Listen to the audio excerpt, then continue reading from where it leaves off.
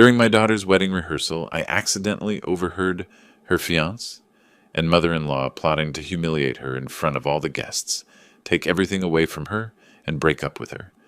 The betrayal hit me like a bolt of lightning. My dream of a happy celebration turned into a trap. But I came up with a cunning plan for revenge. My daughter didn't show up at the wedding, and when my mother-in-law called with complaints, "Where is your little brat? Everyone is waiting for her," I laughed and advised her to look under the table with the cake. She couldn't believe her eyes. Justice struck harder than betrayal. Before we continue, please subscribe to the channel and write in the comments what time it is where you are now. The Sentinel Hotel's service corridor smelled like industrial cleaner and stale champagne. I ducked out during the rehearsal break, needed the bathroom, needed a minute away from watching Thaddeus play Prince Charming. My daughter deserved better than his performance. 35 years designing theater effects taught me to spot a bad actor. On my way back, voices stopped me, male and female, coming from the alcove near the Rose Ballroom's side entrance. "Mom, you sure about this? I mean, she really—" "Oh, please," a woman's voice. "Leona, Thaddeus's mother. That little fool thinks you're her Prince Charming. You saw how she practically threw money at the venue upgrade?" My hand found the doorframe, held on. "The photos you made, they look real enough?" "Real enough for a room full of shocked guests. Trust me, sweetie. We do this right. You walk away with everything. The gifts alone will cover your crypto debts." Thaddeus laughed, actually laughed. And here I thought I'd have to actually marry her. My phone. Where was my phone? Pocket. Left pocket. My fingers fumbled with it, nearly dropped it. The screen glowed. I found the voice recorder app. Pressed record. The red dot pulsed. My hand shook so badly I had to brace my wrist against the wall. They kept talking. Every word carved itself into my brain. Fake evidence. Photos. Saturday at 3:30 p.m., right between vows and rings. Maximum shock value. Thaddeus asking about his Oscar-worthy performance. I stood there recording until they finished, until their footsteps faded back toward the ballroom. Then I stood there longer because my legs had forgotten how to work. The rehearsal was still going when I walked back in.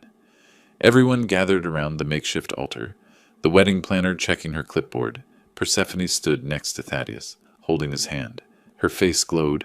28 years old, my daughter. Smart, funny, trusting. Too trusting. "Okay, let's run through the vows one more time." The wedding planner clapped her hands. "Thaddeus, you're up." He turned to Persephone, took both her hands.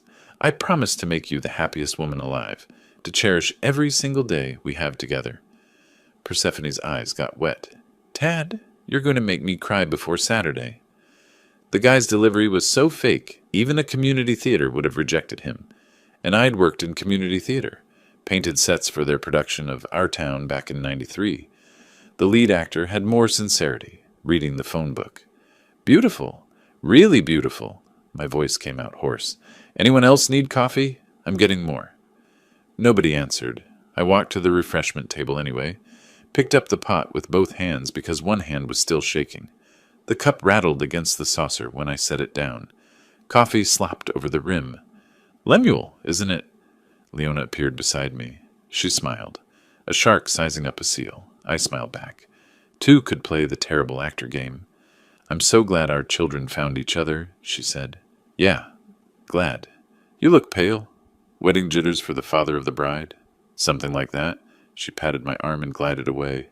I watched her cross the room to Thaddeus, whisper something in his ear. He nodded. She whispered again. He nodded again.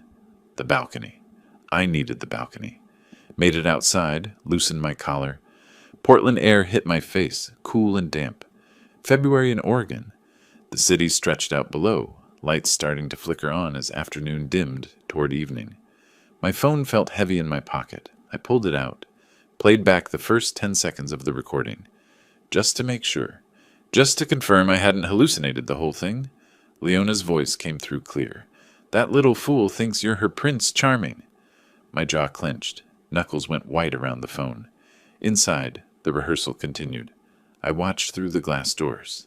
The wedding planner positioned people, adjusted angles.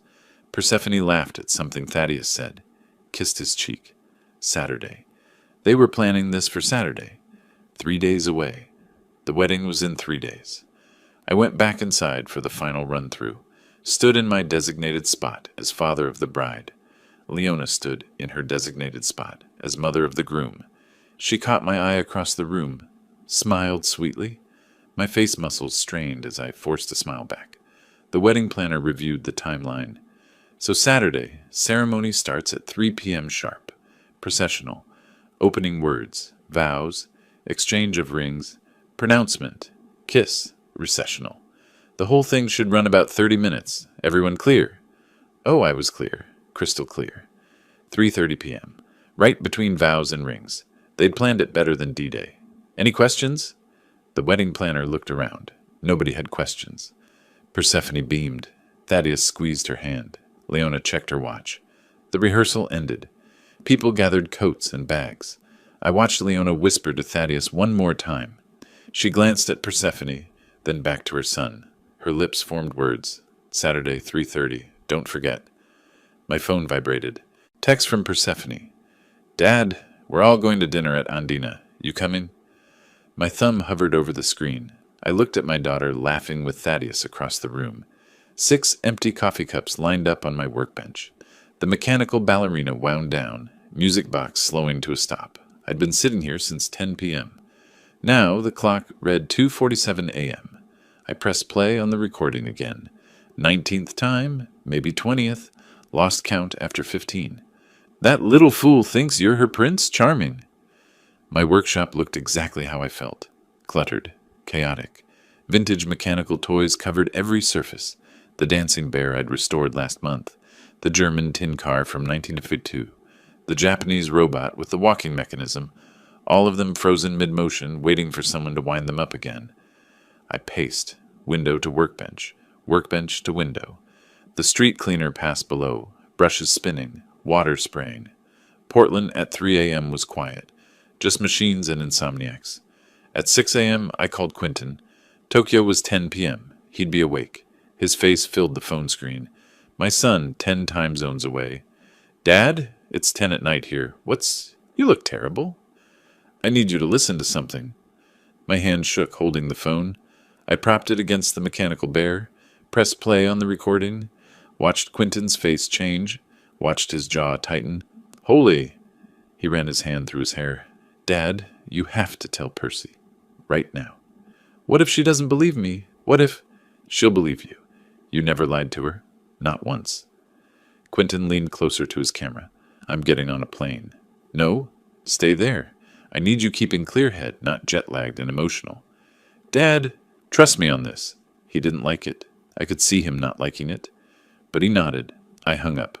Made coffee number 7. Watched sunrise paint Portland pink and gold. Around 9 a.m., I remembered food existed. Found bagels in the freezer. Persephone liked the everything bagels. I put 4 in a paper bag. Her apartment building was 15 minutes away. I made it in 12. She opened the door in pajama pants and an oversized sweatshirt. Dad, what are you doing here so early? You look awful. Brought bagels. We need to talk. If this is about the seating chart again, I moved Aunt Carol. It's not the seating chart. Sit down. Her smile faded. You're scaring me. Her apartment was exactly what you'd expect 3 days before a wedding. Papers everywhere, color-coded binders, sample menus, fabric swatches. The wedding had taken over like an invasive species. She sat on the couch. I sat in the chair across from her. Yesterday at rehearsal, I recorded something, by accident, on my phone. Okay? I played the first 5 seconds. Thaddeus's voice. Mom, you sure about this? Just listen. I let the whole thing play. Watched my daughter's face. Watched her process each word. Her pen dropped. Rolled off the coffee table. Neither of us picked it up. When it finished, she sat there, silent. Her coffee mug slipped from her fingers, hit the carpet with a thud. Brown stains spread across the beige fibers. That can't be Tad. It is? No, he wouldn't. We've been together 3 years. 3 years, Dad. I know, sweetheart. This is some kind of... Maybe they were joking. Some sick joke? Listen to it again. Does Thaddeus sound like he's joking? She did. Listened again. This time she stood up halfway through, walked to the window, put her palm flat against the glass, stood there for 30 seconds, maybe more. The gifts. Her voice came out hollow. Last month, Leona kept saying, make sure guests know cash gifts are preferred. I thought she was just tacky. What else? 2 weeks ago, Tad wanted to put the apartment lease in his name only. Said it was easier for paperwork. I was going to sign it tomorrow. My stomach dropped. You didn't sign yet? No, Something felt off. I told him I wanted to wait. She turned from the window. Her face had gone white. Did he ever even love me? That question. The worst question. The one I'd been asking myself all night. I think he did. Once. Before the debts. Before his mother got her hooks deeper. That's supposed to make me feel better? No. It's supposed to make you understand this isn't your fault. She slid down the wall, just collapsed into a sitting position, knees pulled up, started crying. Not pretty crying, the kind that comes from somewhere deep. I got down on the floor next to her. My knees cracked loud enough to echo. 68-year-old joints protesting. Put my arm around her shoulders. I'm so stupid. You're not stupid. You're trusting. There's a difference. Not anymore. We sat there on her floor for maybe 10 minutes. We both watched that coffee stain spread. It was like we'd forgotten how basic physics worked. Then she wiped her face. Rough, angry swipes. Stood up fast. Pulled out her laptop. I want them to feel this. What I'm feeling right now. Purse? No. Worse than this. I want them humiliated. Destroyed. What are you saying? She looked at me directly. Her eyes weren't soft anymore. You worked in theater for 35 years. You know how to put on a show. Pause. So let's give them one they'll never forget. Her phone buzzed. Text from Thaddeus. Morning, babe. Can't wait to see you tonight. Love you. She stared at the screen. Showed it to me. What did he say? He says he loves me. You going to respond? She typed. Love you too. See you at 7. Hit send. She typed that with all the warmth of someone ordering a sandwich. Turkey on rye, hold the emotion. There. Let him think everything's perfect. Her laptop booted up. She opened a document. Wedding day schedule. Final PDF. Glowed on screen. Color-coded timeline. Vendor contacts. Guest list with 127 names. They want a show at 3:30 p.m. right between vows and rings? Her finger hovered over the delete key. Let's give them a different show. Click. The file disappeared. I pulled my chair closer to the screen. Okay, but we're going to need actors. Her phone buzzed again. Text from Leona. Persephone dear, confirmed the photographer for Saturday.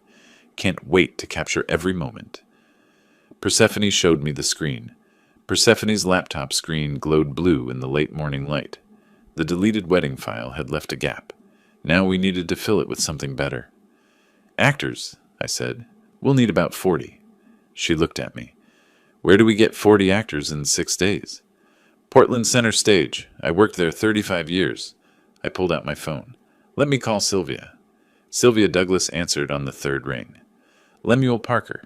I haven't heard from you since you retired. What, 5 years? 6. Listen, Syl, I need a favor. A big one. How big? Remember that production of The Sting we did in '98? Where we... She interrupted, excitement cutting through the phone. Oh, I like where this is going. Keep talking. I need actors, about 40 of them, and they need to be convincing as wedding guests. When? Saturday. Pause. This Saturday, as in 6 days from now. Yeah. Lem, this is either the craziest thing you've ever asked me or the best role of my life. I'm in. We spent the next hour laying it out. Persephone took notes, sketched diagrams. The plan crystallized. Stage a fake wedding with actors playing guests. Let Thaddeus and Leona execute their scheme there while being recorded. Gather evidence for legal action. The real wedding would happen nowhere. The fake wedding would happen everywhere that mattered. By Monday morning, we had appointments. First stop, Philemon Crawford's office downtown. My attorney for 20 years. His gray suit matched his gray hair, matched his gray filing cabinets. Let me understand.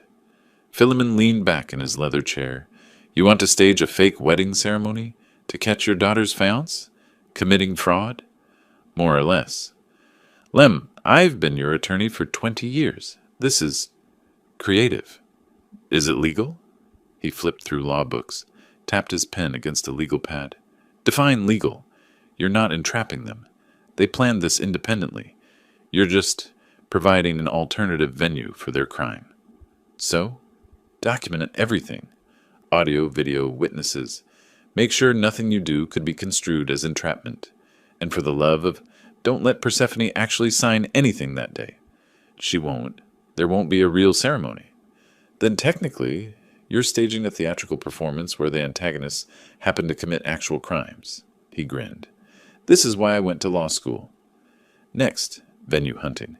We needed someplace identical to the Sentinel Hotel's Rose Ballroom. Drove across town to the Vintage Plaza Hotel on SW Broadway. The manager met us in the lobby. So you're looking for a venue for this Saturday? Yes, it's a family event. Small wedding reception. We have the Crystal Ballroom available. It's nearly identical to the Sentinel's Rose Ballroom, actually. I tried not to look too eager. Is that right? Same designer, 1920s, same layout. People book the wrong one by accident sometimes. Perfect. I'll take it. That afternoon, Persephone planted the first seed. She texted Thaddeus. Hey, babe, my dad switched photographers. Found someone cheaper through a friend at his old theater. His response came fast. Oh? I like the one we had. I know, but Dad's paying and wanted to save money. You know how he is about his pension. Yeah, I guess. As long as the photos turn out okay? They will. Everything's going to be perfect. Can't wait. Love you. She showed me the exchange. He took the bait. Good. Now they think they're controlling the narrative. Tuesday morning, I visited Portland Center Stage. The building smelled the same. Paint and dust and decades of stories. Sylvia met me in the prop room, pushing a vintage costume rack that barely fit through the doorway. It took 3 attempts and 2 scraped knuckles. Theater people never learned the concept of measure twice, move once, I said. She laughed. Says the man who once built a castle wall 6 inches too wide for the stage. We pulled out makeup kits, costume pieces, planning materials. She'd already called 20 actors, all available, all eager. What about money? She asked. How much per actor? 3 hours of work, professional rate, $105 each? I did the math. $4,200. My pension savings. 6 months of careful budgeting. Gone in one afternoon. Done, I said. That evening I withdrew the money. The ATM had a $1,500 daily limit. 3 transactions over 3 days. I stood in my kitchen Tuesday night, counting $100 bills like a budget crime boss. My mechanical bear collection watched judgmentally from the shelf. Then it hit me. I was pacing my workshop, reviewing venue photos, checking sight lines. 11 p.m. The mechanical ballerina wound down again. I'd forgotten to wind it back up. And suddenly my brain supplied a memory. Leona's face at the rehearsal, her hand reaching out to shake mine, her voice saying my name. I stopped, knocked over the German tin car. It crashed. Springs scattered across the workbench. Grabbed my phone with shaking hands. Called Sylvia. Syl, we have a problem. A massive problem. What happened? I'm an idiot. Leona met me at the rehearsal. We talked. She's seen my face. Oh? Oh? That's all you've got? The whole plan falls apart if she recognizes me? She paused, then laughed. Lem, you worked in special effects for 35 years. How many times did you transform actors into completely different people? That was different. That was exactly the same. Come to the theater tomorrow morning. I'll make you into someone even your own mother wouldn't recognize. You sure? Honey, I once turned a 23-year-old into a convincing 85-year-old King Lear. Trust me. I'd planned elaborate stage illusions for 35 years. The one time I forgot makeup? My own daughter's fake wedding. Brilliant. Wednesday morning, Sylvia sat me in the makeup chair at Portland Center Stage, studied my face with professional intensity, started sketching transformation ideas on a notepad. We'll give you a prosthetic nose, she said. Different eyebrows. Age spots. I'm 68. I already have age spots. More age spots. Different pattern. Gray wig, slightly different posture. She circled my face with her finger. By the time I'm done, you'll be a completely different person. Wednesday afternoon brought unexpected intelligence. Persephone accidentally pocket-dialed Thaddeus while he was with Leona. Her phone sat on the table between us. We listened. Leona's voice. You look exhausted, sweetheart. Thaddeus. Couldn't sleep. I keep thinking about... Mom, what if something goes wrong? Nothing will go wrong. I've done this before. That's what worries me. What if someone remembers? What if... Leona's voice sharpened. Your father left us with nothing. Nothing. You think I wanted to do this?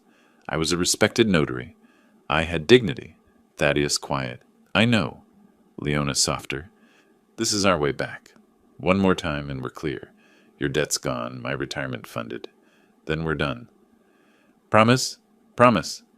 Persephone ended the call, looked at me. She lost her license. Previous fraud, probably. And her husband left her broke? I said. They're desperate people making terrible choices. Does that make it better? No, but it makes them human. Wednesday night, 9:47 p.m. Thaddeus texted Persephone. Babe, Mom's asking if she can bring a friend to the ceremony, a notary, to witness the signatures. You know, just in case we need documents certified. Persephone read it aloud. They're bringing a notary to the wedding. For what? Marriage certificates are filed by the officiant, unless you're planning to have documents signed right there. Divorce papers. She typed back, Sure, the more the merrier. They're not even pretending anymore, I said. Her phone lit up again. Text from Sylvia. Got our bride, Lottie Reed. 68, retired actress. She's perfect. Wait till you see her. Attached photo showed a woman with similar build and coloring to Persephone. I showed her the screen. That's... wow. Thursday we start rehearsals. Friday we do a full run-through. Saturday, I trailed off. Persephone finished. Saturday they get their show. Her phone buzzed again. Thaddeus. Can't wait to make you my wife. 3 more days. She stared at the message. Didn't respond. Just turned the phone face down on the table. Thursday morning, 9 a.m. Portland Center Stage's rehearsal hall, filled with 40 strangers who'd become family by Saturday. Lottie Reed stood center stage, tablet in hand, watching videos of Persephone. She pressed pause. Rewound. Pressed pause again. She touches her collarbone when she's nervous. See? Right there. Sylvia nodded. Good catch. And she laughs slightly before the joke lands, like she's already anticipating it. I watched from the director's chair. You've been studying her for 8 hours. Honey, I played Blanche Dubois for 6 months. This is a masterclass in character work. Across the room, an actor playing Uncle Raymond raised his hand. So I'm supposed to have a boat? I checked my notes. 22-foot fishing boat. You take it out on the Columbia River. What kind? Bayliner. You bought it used in 2018. It needs engine work. He wrote this down. This is the most detailed background I've ever gotten for 3 hours of work. Watching 40 actors quiz each other on fictional family drama was like a very weird improv class. They sat in folding chairs with index cards, testing each other. What's Aunt Rose's cat's name? Mr. Whiskers. Wrong. Mr. Mittens. Start over. By Thursday afternoon, they'd moved to improvisation. 2 actors practiced wedding small talk. Actor 1 as Aunt Martha. Did you hear about the honeymoon? Actor 2 as Cousin Beth. Aruba, right? 2 weeks, all inclusive. I coached from the sidelines. Good, but Martha, you're more judgmental. Like you disapprove of the expense. Actor 1 adjusted her tone. 2 weeks in Aruba? Must be nice. In my day we went to Cannon Beach and called it luxury. Better. That's Martha. Lottie approached during a break. You know these people well? Every family gathering for 32 years. Thursday midnight, I returned to Vintage Plaza Hotel with a ladder and equipment bag. The security guard found me on my 3rd camera installation. Sir, what are you doing? I nearly fell off the ladder. Jesus, you scared me. It's 12:30 in the morning. I'm with the wedding party. Saturday's ceremony. Setting up some surprise video elements. He shined his flashlight on my face. Video elements. I climbed down, showed him the rental contract. I rented the ballroom. See? Lemuel Parker. We're doing a special multimedia presentation. He examined the paper. At midnight. Only time the room's empty. Weddings at 3 p.m., rehearsal tomorrow afternoon. This was my window. What kind of video? Hidden cameras for a surprise montage. Candid reactions from guests during the ceremony. He shrugged. Weddings get weirder every year. Just don't break anything. I installed 6 cameras total. Crown molding, floral arrangements, exit sign, plus 4 microphones. My hands shook slightly, calibrating the hidden screen under the cake table. Dropped the screwdriver twice. Friday morning brought Persephone's performance.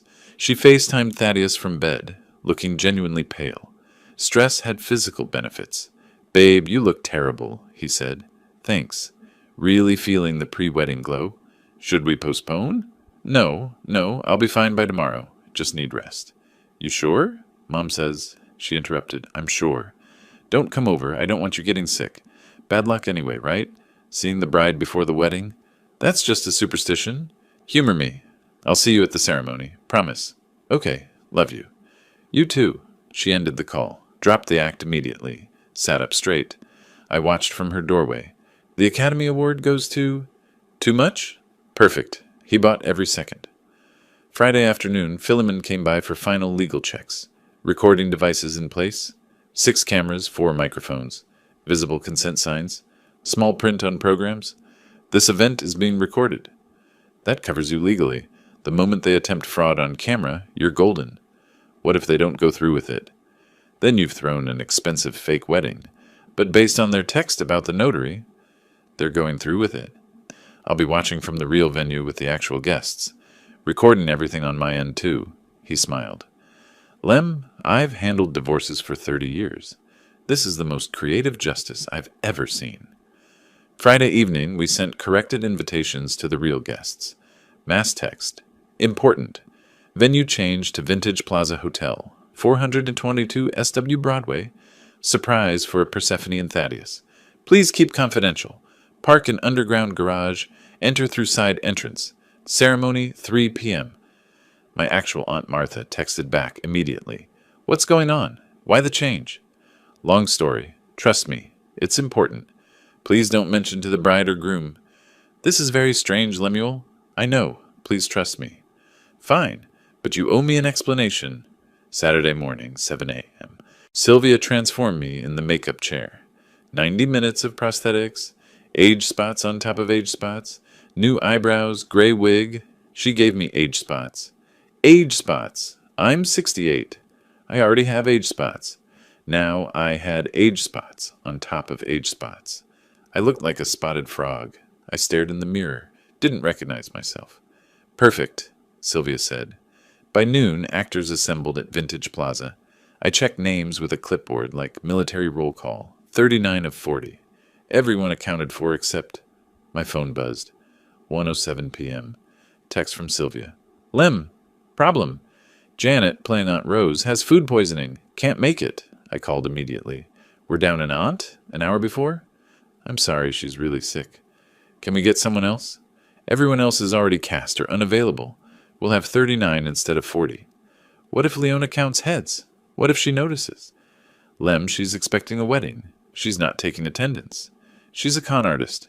Con artists notice details. We have no choice. We go with 39. I paced the hotel corridor. "Damn it. Okay.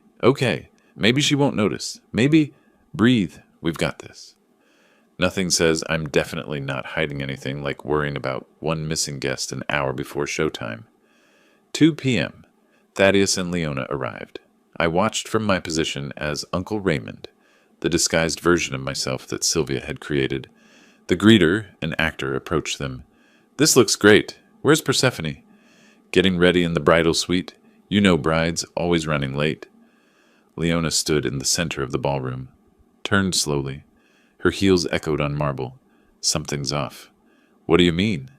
Thaddeus shifted nervously. "I don't know. Something feels wrong." "Mom, you're paranoid."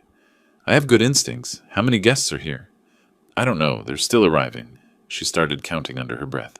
23, 24. "Mom, stop. You're making me nervous." I spoke quietly into my hidden earpiece. "She's counting." "Syl, she's actually counting guests." Sylvia's voice crackled back. "Stay calm.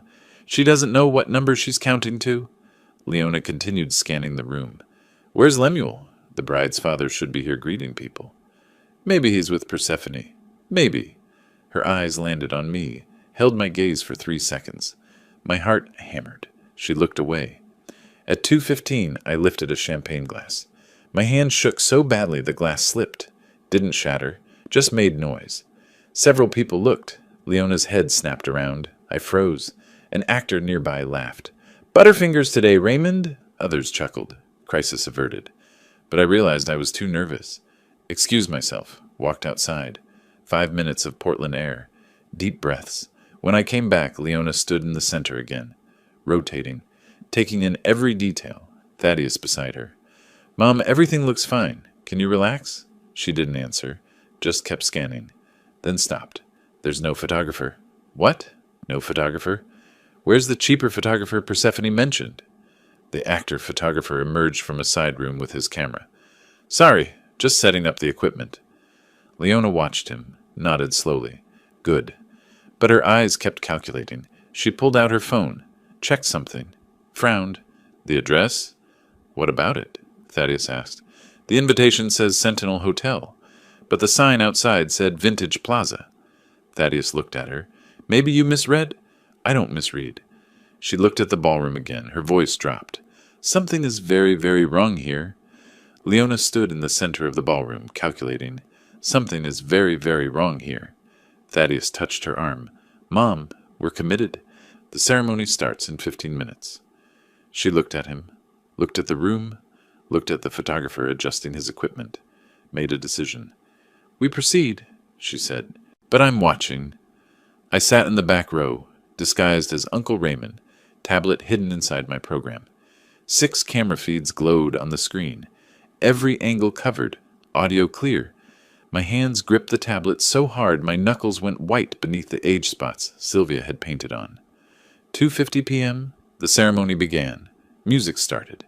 The side door opened. Lottie Reed entered as Persephone. She was perfect. The slight bounce in her step, the way she held the bouquet at her hip, the rapid blinking when she got emotional. Every detail Persephone's. Every movement studied for 3 days and performed flawlessly. The actor guests turned, smiled. Aunt Martha dabbed her eyes with a tissue. Uncle Raymond stood straighter. Bridesmaid adjusted her own bouquet. Thaddeus watched his bride approach. Something crossed his face. Confusion. He leaned close during the opening prayer, whispered in her ear, You seem different today. Lottie touched his face, smiled. It's happiness, darling. Pure happiness. No, it's something else. Your perfume? Oh, I changed it. Wanted something special for today. Your voice sounds, the officiant interrupted, and now the couple has prepared their own vows. Thaddeus shook his head slightly, refocused. Right. Sorry. The ceremony proceeded. Readings by actor guests. Thaddeus's vows. Lottie's responses perfectly mimicking Persephone's cadence. I watched the tablet. All 6 cameras recording.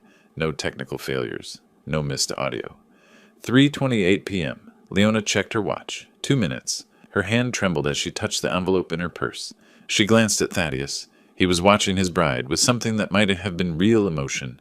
For a moment, Leona's expression flickered. Doubt, guilt, something human. She closed her eyes, took a breath, opened them. The doubt was gone. 3:30 p.m. exactly. Leona stood.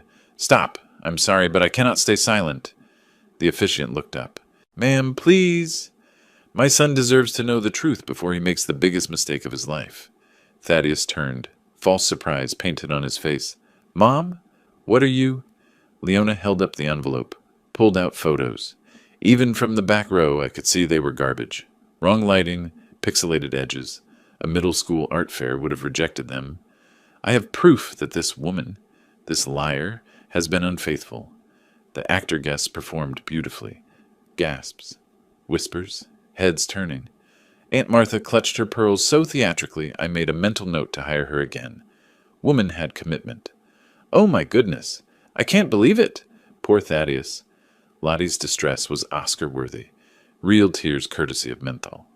What? No, those aren't real. Leona advanced on her. These photos don't lie, sweetheart. You thought you could fool my boy. Thaddeus approached, voice shaking. Persephone, tell me this isn't true. Lottie reached for him. Tad, please. I don't know what she's talking about. He jerked away, overacting, but the room accepted it. Don't touch me. Leona grabbed Thaddeus's arm. Come on, sweetheart. We're leaving. But the gifts? Especially the gifts? Her voice projected righteousness. After what she's done, their compensation for emotional damage. Everyone here is a witness to her betrayal. Actor Uncle Raymond half stood. Now wait just a minute. Leona cut him off. You wait. My son's been humiliated. These gifts were meant to celebrate a marriage built on lies. Actor Aunt Martha tried. This doesn't seem right. Leona ignored her. Start loading them. Now. Thaddeus began stacking gift boxes on the wheeled cart an actor had helpfully provided. He lifted the third box, nearly dropped it. What did people put in these? Probably crystal, silver, things of value. Leona was distracted, triumphant. He didn't tell him bricks weigh more than toasters. My phone buzzed. Text from Persephone. Did she do it? I typed back, watching the tablet. Right on schedule. 3:30 exactly. I wish I could see her face. You will. 6 cameras, every angle. Activate the screen. Not yet. Let them collect more gifts, more crimes on camera. Dad, I want them to know. 30 seconds, I promise. Leona and Thaddeus worked systematically. 10 boxes, 15, 20. Every movement recorded.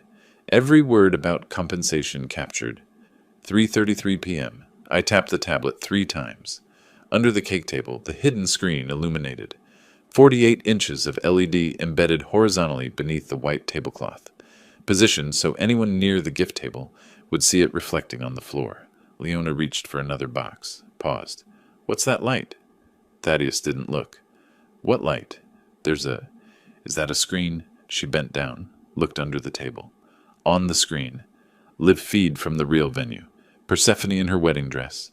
Very much present, very much smiling. Leona straightened slowly. Thaddeus. He turned.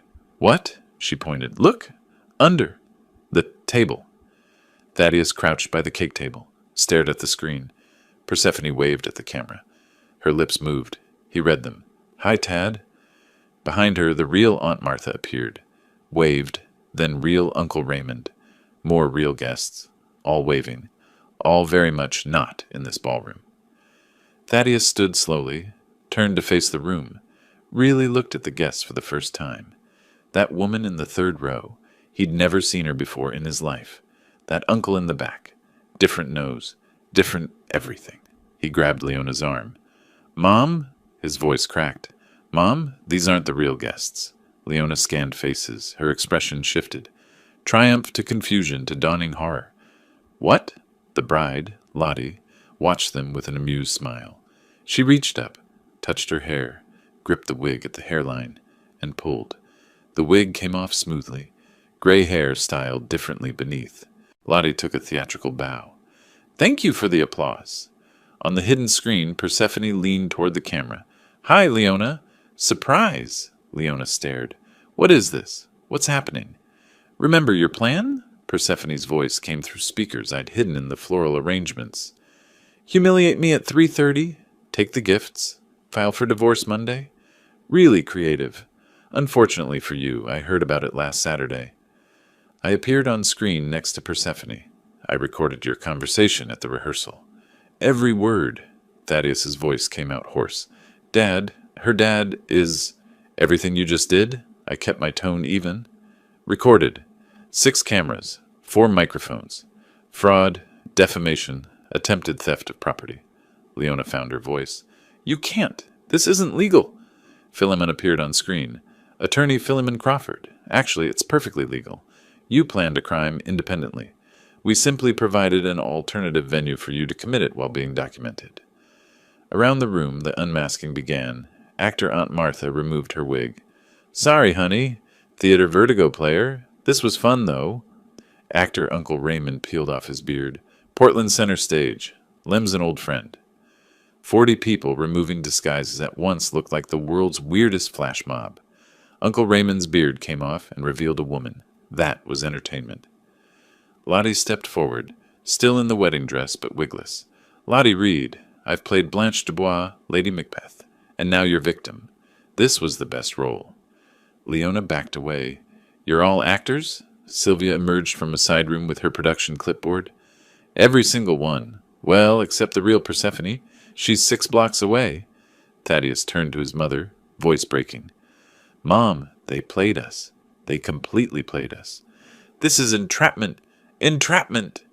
I walked down the center aisle. Actors stepped aside. I wiped the last makeup off with a cloth. Let my real face show. Entrapment requires law enforcement to induce you to commit a crime you weren't already planning. You planned this last week. I recorded it. You just executed your plan exactly as discussed. You can't prove anything. I held up my phone. 6 cameras. Audio recorded from the moment you entered. Would you like to hear the part where you said these gifts are ours as compensation? Leona grabbed Thaddeus's arm. Don't say anything, not a word. We're leaving. Detective Rogers is probably waiting at the exits by now. She dragged him toward the side exit. Come on. Mom, maybe we should... No, we're leaving. Now. She pushed the door. It opened before she reached it. Detective Tom Rogers stepped through. Plain clothes, badge on his belt. 2 uniformed officers behind him. Leona Morgan? She froze. Who are you? He showed his badge. Detective Tom Rogers, Portland PD. We need to talk about what just happened here. I'm not saying anything without my attorney. That's your right. But we have video evidence of attempted fraud, defamation, and theft. Multiple witnesses. You might want to cooperate. Thaddeus suddenly pulled away from his mother. I'll cooperate. I'll tell you everything. Leona grabbed his arm. Thaddeus, shut up. He wrenched free. No, Mom, I'm done. This is insane. At the police station, 4 p.m. Rogers sat across from Leona in the interrogation room. Thaddeus had been taken to a separate room immediately. You have the right to remain silent. After Miranda rights, Leona spoke. I want my lawyer. I'm not saying anything. Fair enough. While we wait for your attorney, let me show you something interesting. Rogers slid a tablet across the table. Case file open. 2019. Bend, Oregon.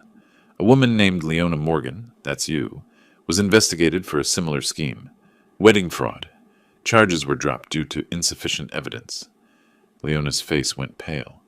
That case was dismissed, because the victim didn't want to press charges. Embarrassed? Sound familiar? He swiped to another file. 2017. Eugene. Another wedding situation, patterns becoming clear.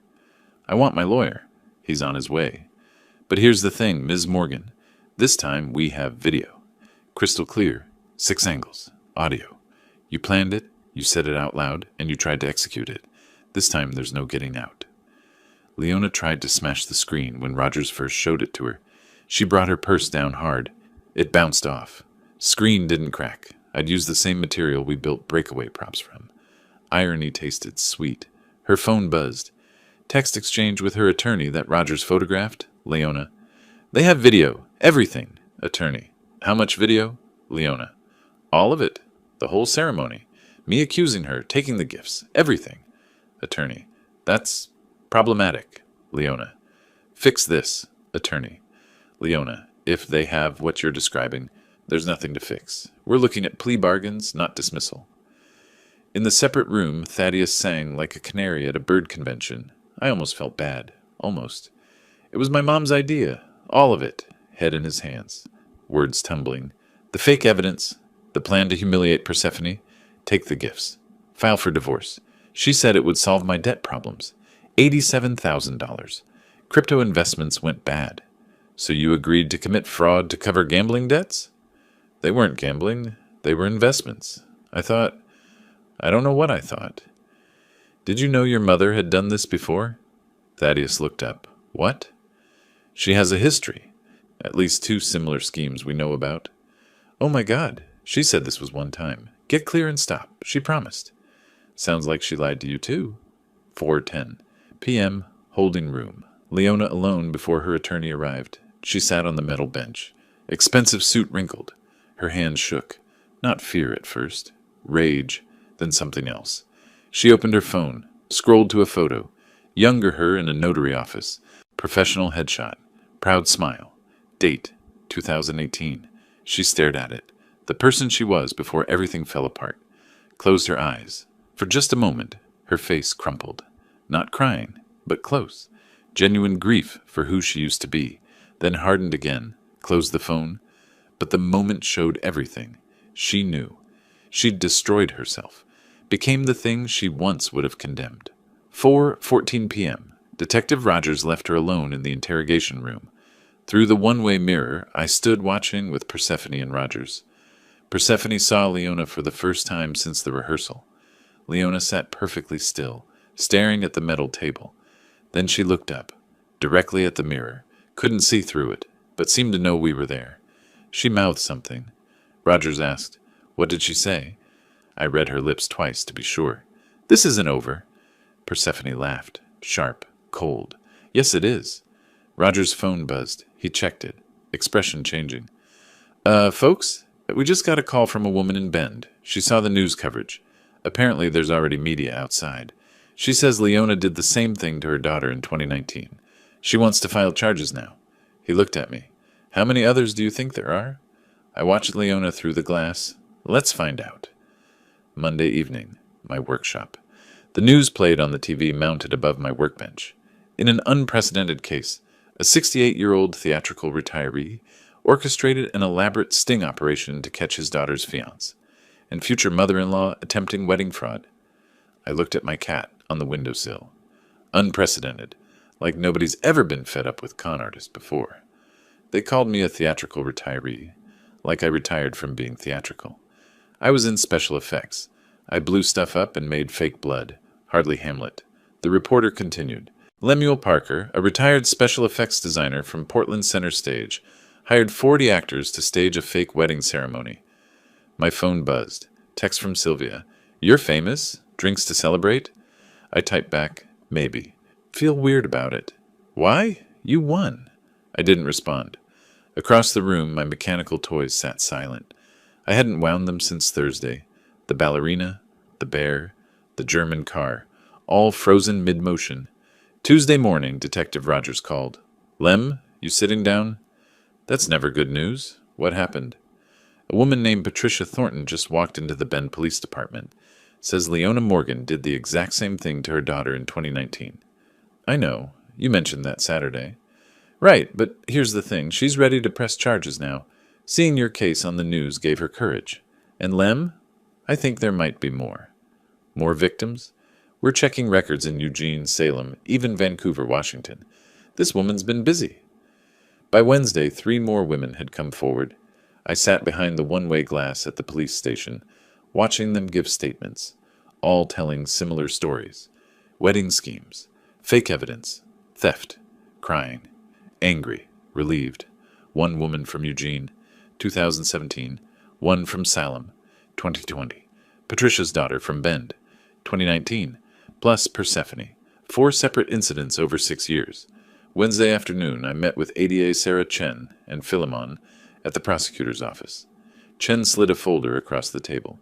"We now have 4 separate incidents. 2017, 2019, 2020, and your daughter's case this year." Philemon leaned forward. "That establishes a pattern. Premeditation." "Better than that. It shows this was her business model." Chen opened the folder. "She found men with debt, coached them through the scheme, took a percentage." "How much did she make?" "Conservatively, 200,000 over 6 years. Probably more we haven't found." I kept my voice level. "And Thaddeus?" "Latest victim, but also a perpetrator. His cooperation is helping, but he's not innocent." "Will Persephone get restitution?" "Every victim will, but Leona's broke. Judgment might not mean much practically." I drove home through afternoon traffic, stopped at a red light near a pawn shop. Saw a woman inside talking to the clerk, not Leona, just a woman. But I thought about desperation, about what people become when they're drowning. Thursday morning, Thaddeus received an envelope at his mother's house where he'd been staying. Plain white, no return address, typed message inside. I learned about this later, but Detective Rogers told me Thaddeus's hands shook reading it. The letter said, "I can make the evidence disappear. $50,000. Details to follow." Thaddeus showed his mother. Her voice rose with hope. "Someone's offering to help. Make the evidence disappear. For $50,000. Mom, we don't have that." She gripped the letter. "We get it. This is our way out." "How? How do we?" "Your car. My jewelry. We borrow the rest." "Thaddeus, this is a gift." He hesitated. "What if it's a scam?" She laughed, manic edge to it. "A scam? Someone scamming scammers? That would be rich." They spent Thursday afternoon liquidating everything. I sat in my car outside the pawn shop without planning to. Just happened to be driving past. Watched through the window as Leona sold her jewelry. She sold jewelry for 30 cents on the dollar. The pawn shop guy practically cackled. I didn't know people actually cackled outside cartoons. She was crying. The pieces clearly had sentimental value. A necklace, earrings, a bracelet. I thought about calling it off, warning her about the trap. Didn't. Drove to an empty parking lot, sat there 20 minutes, phone in my hand. Didn't call, just sat. Thursday evening, 6:47 p.m. Thaddeus's finger hovered over the confirm button on his banking app. Leona watched over his shoulder, both holding their breath. He pressed it. $50,000. Gone. They fell for anonymous helper will make evidence disappear for cash. I've seen better plots in community theater murder mysteries. Friday morning, Detective Rogers called. Sounded triumphant. They did it. Transferred the full amount at 6:47 p.m. yesterday. The prosecutor's test? Yep. We now have them on attempted witness tampering. That's a separate felony. I didn't sound happy. Good. You don't sound thrilled. They're idiots. They fell for the most obvious trap. That's kind of the point. I know. Just, they're so desperate they can't even see straight.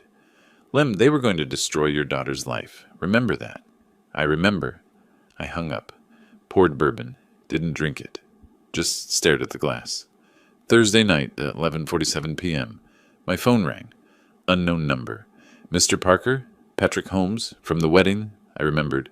You played Cousin Marcus. What can I do for you? Well, there's a problem with my payment. Problem? You were paid $400 like everyone else. That's the thing. I thought it was $500. We had a deal. I pulled up the contract on my laptop. Patrick, I have the signed agreement right here. $400. You signed it. I must have misunderstood. Look, I'm a little short this month. If you can't cover the extra $500. If I can't? Long pause. I'd hate for the defense to find out the wedding was staged with paid actors. Might complicate your case. Ice in my voice. Are you threatening me? I'm just saying. $500 would help me keep quiet. Otherwise, I might need to talk to someone about what really happened. Give me a day. 24 hours. Then I call Leona's lawyer. I dropped my coffee mug, didn't break, rolled under the table, pressed the phone hard against my ear. 2:17 a.m. Couldn't sleep. Called Philemon. We have a problem. A massive problem. He answered groggy. Lem? It's 2 in the morning. Patrick Holmes, one of the actors. He's blackmailing me. Says he'll tell the defense everything unless I pay him. Suddenly alert. How much? $500. But it's not about the money, if he testifies that we staged it with paid actors. The defense will argue entrapment, false evidence, prosecutorial misconduct. It could destroy the whole case. Pause. Or it could be exactly what we need. What? Let him go to the defense. Don't stop him. Are you insane? Trust me, this could work in our favor. How? How could this possibly? Let me make a call. Don't pay him. Let him make his move. I paced my workshop until dawn. All my mechanical toys sat silent around me. Dead batteries, unwound springs. The place felt like a graveyard. Sylvia stopped by Friday morning, looked around. You okay? Place feels dead. I couldn't explain why I'd let everything run down. Friday morning, 9:30 a.m. Patrick walked into defense attorney Marcus Webb's office. I sat in my car outside, watching, gripping the steering wheel, considered going in, stopping it, didn't. Inside, Patrick sat across from Webb. Mr. Holmes, you said you have information about the wedding ceremony? Yeah, the whole thing was fake. Staged, paid actors. Webb leaned forward. Explain. Lemuel Parker hired 40 of us. Portland theater people. 400 each.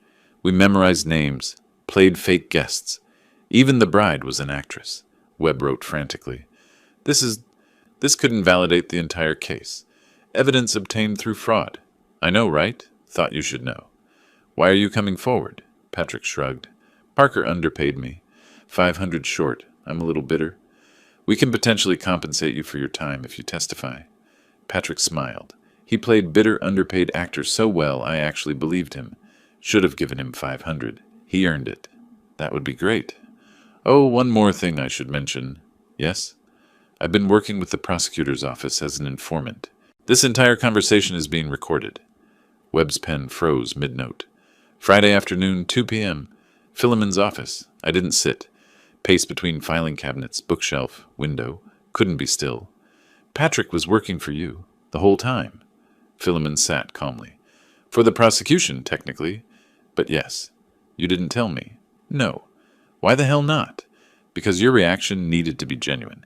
If you'd known Patrick was faking, your panic wouldn't have been authentic. Authentic? I didn't sleep for 2 days.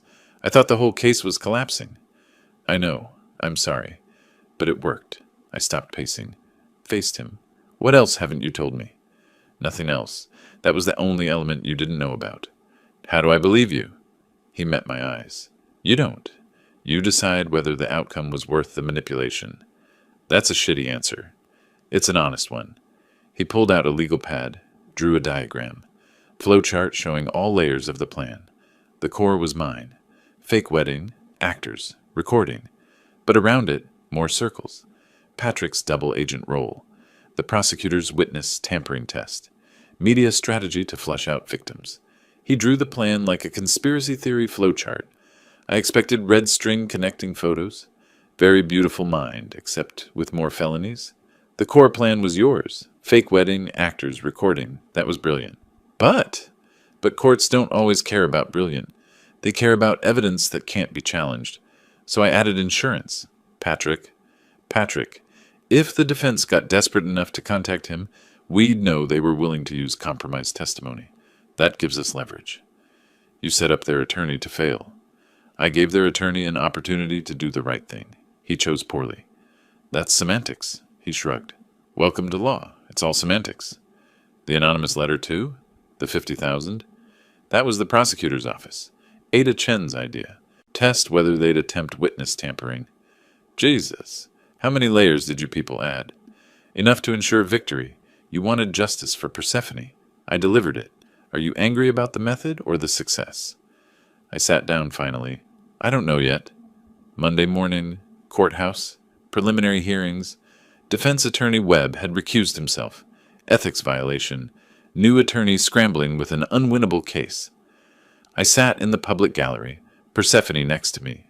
We didn't hold hands. Barely looked at each other. Prosecutor Chen stood. Your Honor, the state presents video evidence from the incident. The video played on the large courtroom screen. Entire room watched. Leona standing. Dramatic accusations. Waving those garbage photos. Watching Leona on that giant courtroom screen was like seeing a bad movie you directed. Except the bad acting was real, and the consequences were prison. I have proof this woman has been unfaithful. Actor guests gasping. Leona and Thaddeus collecting gifts. What did people put in these? Probably crystal, silver, things of value, Persephone whispered. I forgot how loud she was. I whispered back. She's been loud her whole life. Just usually got away with it. At the defense table, Leona sat perfectly still, hands folded, face blank. Only her throat moved, swallowing, repeatedly. Judge watched the entire video. I've seen enough. Preliminary hearing is satisfied. We'll proceed to trial unless plea negotiations conclude first. Tuesday, Leona's new attorney, Richard Moss, slid a plea agreement across the table. Leona pushed it back. He slid it again. She pushed it back. 3 times before finally signing. I learned this later from Philemon, but I could picture it, her hand shaking, pen hovering, the moment she gave up. Ms. Morgan, they have you on video committing multiple felonies. 6 different angles. Previous victims willing to testify. Your son is cooperating with prosecution. Thaddeus is cooperating. Full cooperation. He's giving them everything. She laughed. Bitter. Of course he is. Saving himself. We can't win at trial. The plea offer, 4 years.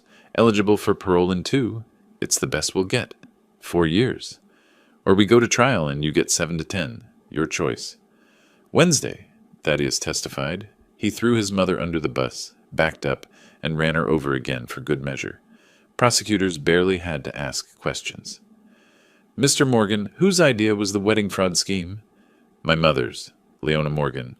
Explain how it started. I was in debt. $87,000 from crypto investments. She said she knew a way to clear it. Marry someone, create a fraud scenario, take their assets, divorce. Had she done this before? Yes. She told me about previous times. 2017, 2019, at least one more. Did you love Persephone Parker? His voice broke. At first, yes. Then the debts got worse. My mother kept pushing, and I I don't know what I felt anymore. He didn't look at his mother once, kept his eyes on the prosecutor, on his hands, on the ceiling, anywhere but her. Leona watched on the courtroom monitor, not rage on her face, just resignation, betrayal, acceptance that this is who her son really is. Lunch recess, courtroom emptied. Leona sat alone at the defense table. Thaddeus was escorted past her to a separate exit. Thaddeus, quiet. He stopped, didn't turn around. I'm sorry I made you into this. You're sorry you got caught. No. I'm sorry I taught you to think like I think. To see people as marks. His voice broke. I did love her, Mom, at first. I know. You ruined that. Made me into someone who could do that to someone I loved. Tears on her face. I was trying to save you. He finally turned. You destroyed me instead. The officer touched his arm. We need to go. Thaddeus left without looking back. Leona sat alone, crying silently. No sound. Thursday morning. Sentencing. Judge Torres looked down from the bench. Ms. Morgan, you orchestrated a sophisticated fraud scheme targeting vulnerable young men with financial problems. You coached them to deceive women who trusted them, causing emotional and financial harm. You've shown no remorse. The court sentences you to 4 years in state prison, eligible for parole after 2 years served, plus restitution of $125,000 to be divided among your victims. Leona stood. I understand. Do you have anything to say? Brief pause. I was someone once, someone respectable. I don't expect you to care, but I want the record to show I know what I've lost. Noted. Mr. Morgan? Thaddeus got probation. 2 years supervised, 300 hours community service, $15,000 to Persephone, 10-year restraining order. Leona was escorted out, in handcuffs. She passed me in the aisle. Our eyes met for 3 seconds. No words. She looked at me, not with hatred, with something worse. Understanding. Her expression said, You won, but what did it cost you? I looked away first. Persephone touched my arm. It's over. Yeah, you did it. You protected me. Yeah, she noticed my tone. Dad, you okay? Let's go home. I drove home. Sat in my car in my own driveway for 15 minutes before going inside.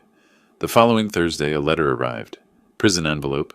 I opened it standing in my workshop. Read once. Read again. Sat down heavily. Lemuel, you took everything. My freedom, my son, my last shred of dignity. I'm not asking for forgiveness. I don't deserve it, and wouldn't believe you if you gave it. But I want you to understand something. I was someone once. A professional. Proud. Your daughter probably doesn't know this, but I volunteered at women's shelters. I helped people. Then my husband left. I made mistakes trying to survive. Lost my license. Lost my identity. I became what I fought against. You did the right thing stopping me. Your daughter is lucky to have a father who protects her so completely. I just wonder, who's protecting you from what this victory is costing? Your mechanical toys have stopped. I noticed at the hearing, your hands were still. Men like us, we need our rituals. When those stop, it means something's broken. I hope your revenge was worth what you've lost. Not just the money you spent. Not the time. The part of yourself that could forgive. The part that could stop. I'm paying for my sins. I accept that. But you're paying too. In a different currency. Hope it balances. LM. I set the letter down. Looked at my mechanical toys. All stopped. All silent. Picked up the ballerina, my favorite. Wound the key. It didn't play. Broken spring, probably. Set it down carefully. Sat in my chair, head in my hands. My phone rang. Persephone calling. I looked at it, ringing. Didn't answer. Let it go to voicemail. Sat alone in silence. 3 weeks after sentencing, I finally understood what Leona's letter meant. Not the words, the warning. I sat in my workshop holding it, read it for maybe the 40th time. Hope your revenge was worth what you've lost. I hadn't lost anything, had I? Drove to Persephone's apartment that afternoon. She didn't answer the door immediately. Made me wait. When she finally opened it, the chain was still on. Dad, you should have called first. Since when do I need to call before visiting my daughter? She removed the chain. Let me in. Since I stopped trusting people to be who they say they are? I noticed the locks. 3 deadbolts. Fortress-level security. Percy, those are... Can't be too careful. She walked to the kitchen, didn't offer coffee. We sat at her table. Her phone buzzed, dating app notification. She silenced it immediately. Not interested. They all want something. Sweetheart, the threat's gone. Thaddeus has a restraining order. Leona's in prison. She laughed, bitter. You think they were the only threats? Dad, everyone's a potential threat now. What do you mean? A guy at work asked me to coffee yesterday. Nice guy, design department, known him 2 years. And? I said no. Want to know why? She looked at me. Because my first thought was, what does he want? What's the angle? Is this the setup? I spent 20 minutes analyzing whether coffee was code for something. The words hit like a physical blow. Per se, it's just coffee, Dad. Just coffee. And I can't even trust that anymore. I sat back. What have I done to you? You saved me. But I don't know if I can ever trust anyone again. That night, video call with Quentin. 2 a.m. his time in Tokyo. Dad, you look terrible. Thanks. That's helpful. I mean it. You're not sleeping. I can tell. I'm fine. His voice got firm. No, you're not. And neither is Percy. I talked to her yesterday. Dad, she's broken. I was protecting her. I know, and you did. But at what cost? I got angry. What was I supposed to do? Let them destroy her? He softened. No, you did the right thing. I just wish the right thing didn't cost so much. I deflated. Me too, son, me too. The next week, I did something I'd never done. Made an appointment with a therapist, Dr. Helen Morrison.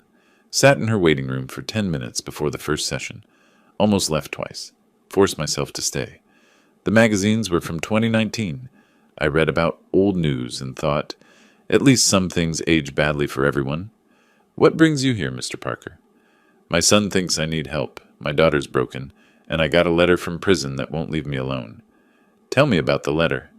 I explained everything. The fake wedding, the sting, the trial, Leona's letter about costs.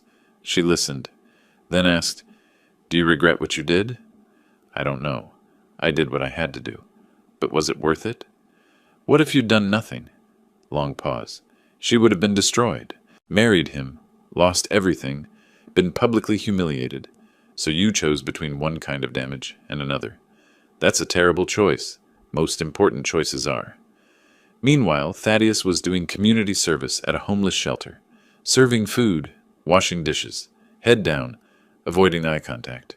He met a man there, Marcus, 68, reformed con artist. They talked during break, Marcus washing dishes beside him. First time doing this? Community service, court ordered.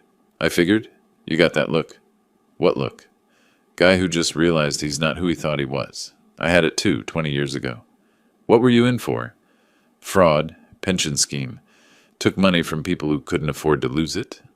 Thaddeus stopped working. How'd you come back from that? I didn't. Not all the way. You don't come back from hurting people. You just learn to live forward. I wrote her a letter. Apology. She hasn't responded. She won't? Probably won't even open it. Then why'd I write it? Because it wasn't for her. It was for you, admitting what you did out loud. Persephone had received that letter. It sat on her kitchen counter for days. Unopened, she circled it like it might explode. When I visited again, I saw it. That from Thaddeus? Yeah. You gonna open it? I don't know. Part of me wants to read what he has to say. And the other part? The other part wants to burn it unopened. Let him wonder if I ever saw it. Both are valid choices. Which would you do? I considered. I'd probably read it. Then burn it. But that's me. Small smile.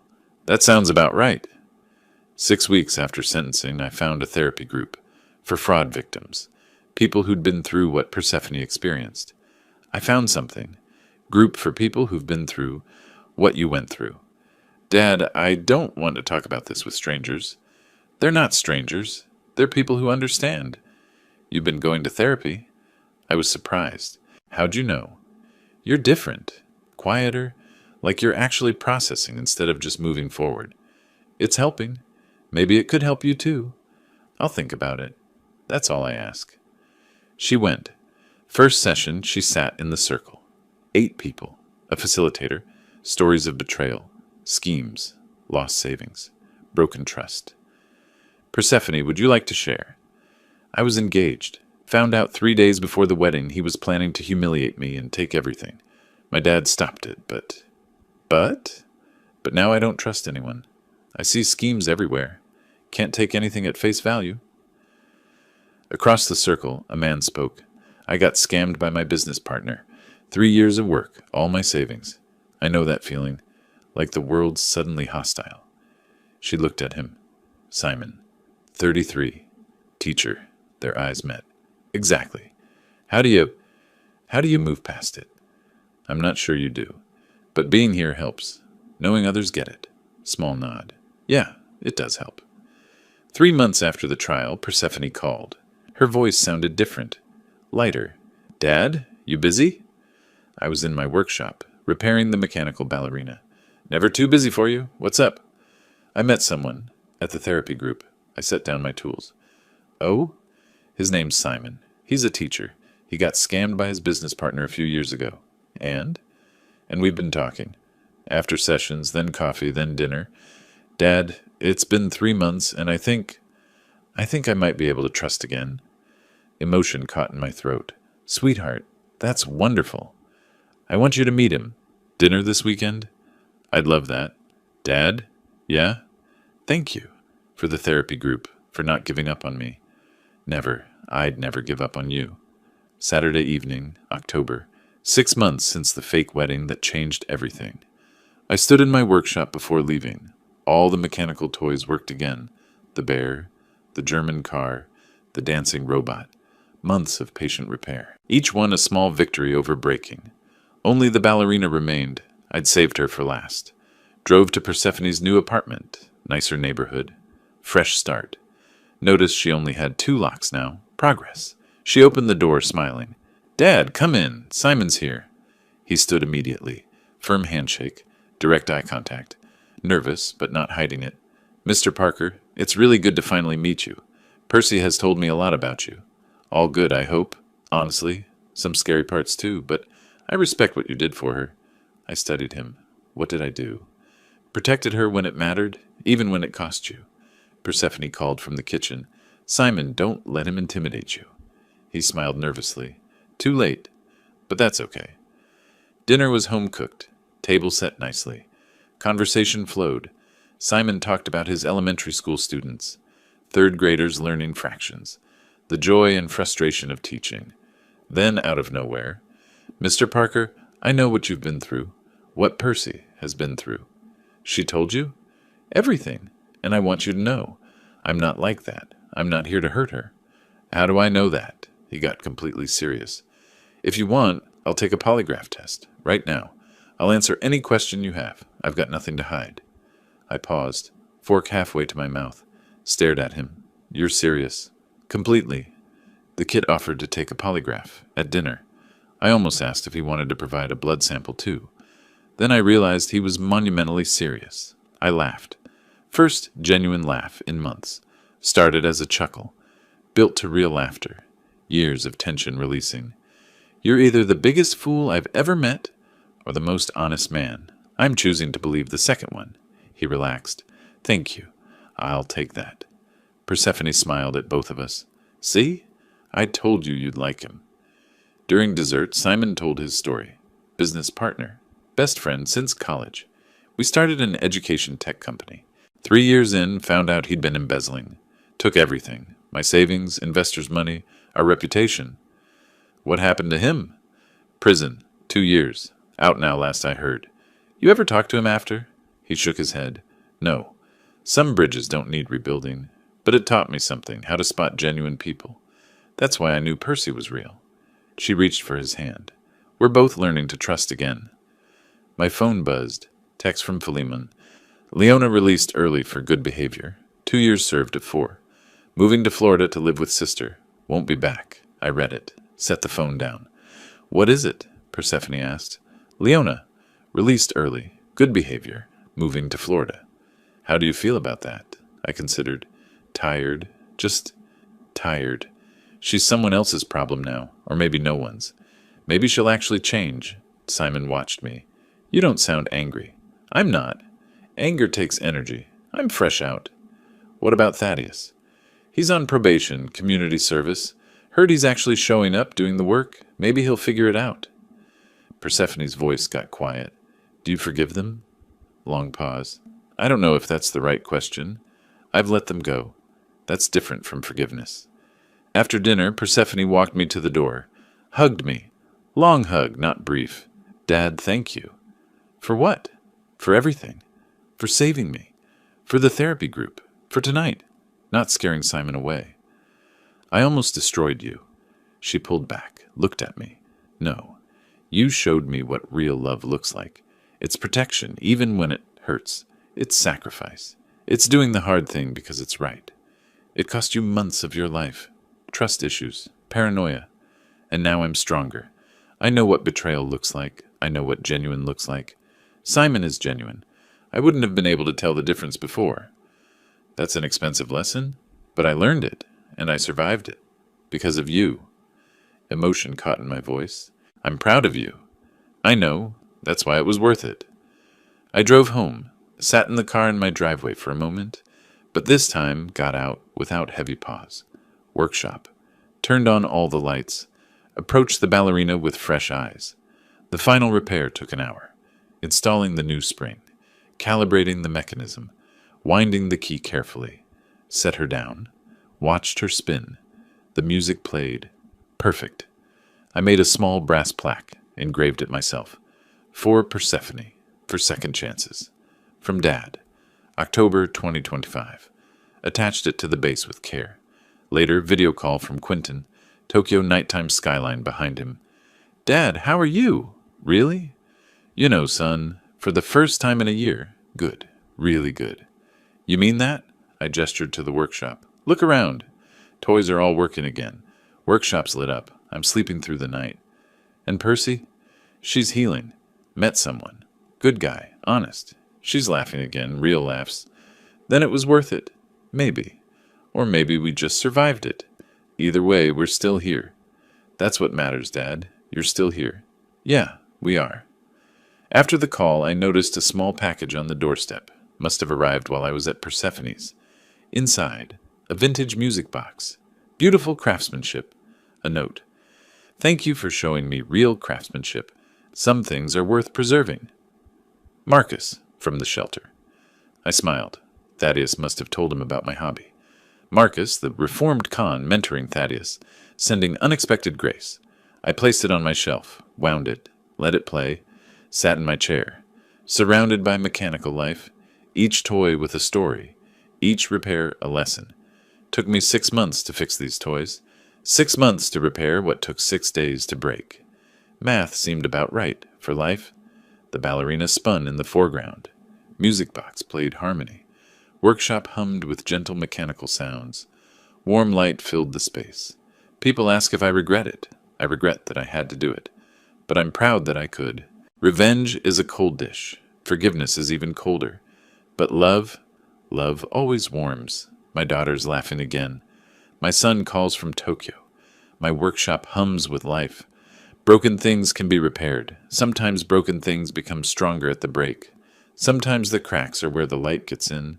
I'm 68 years old. I've been a father, a designer of illusions, a seeker of justice, and a broken man who found his way back. If you asked me to do it all again, I'd hesitate.